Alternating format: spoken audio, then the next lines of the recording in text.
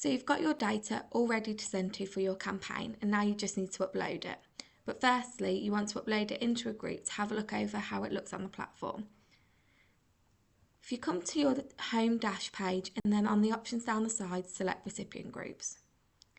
From here, you're going to create a new group and select upload CSV or Excel file. You can either drag and drop from your documents or browse for the file. In your documents, find the file that you're wanting to upload. And there we have it.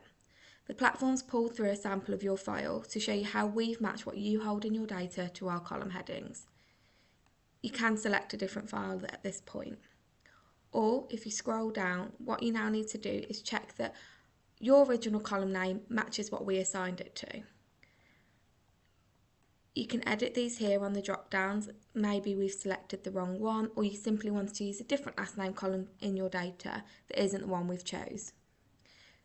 Or if you don't want to upload certain data fields, you can skip this column by clicking the little X, and that will then stop it from uploading when we upload the rest of your data group.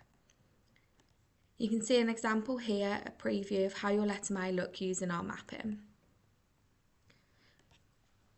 Another good option on this page is adding to existing group.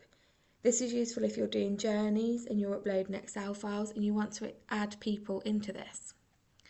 You can name your recipient group here, and you can also check for duplicates.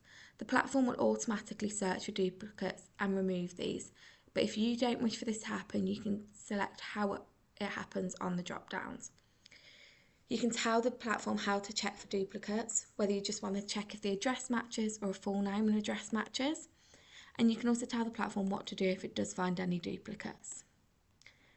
And then set in the default country. Once you're happy with how this group looks and these options, you can import the recipients. It won't let you name two groups the same. So I'm going to call mine 123 and import here. And as you can see, that's successfully created the group. You can see the status of the upload here and when it's ready. And you can also view the recipients in here too. This takes you to the group page where you can add recipients, manage columns, manage contacts, add any filters you like, and view all recipient options. You can also upload more recipients here, but from this page here, you can see your data and the fields in there. Your data is now ready to use for a campaign.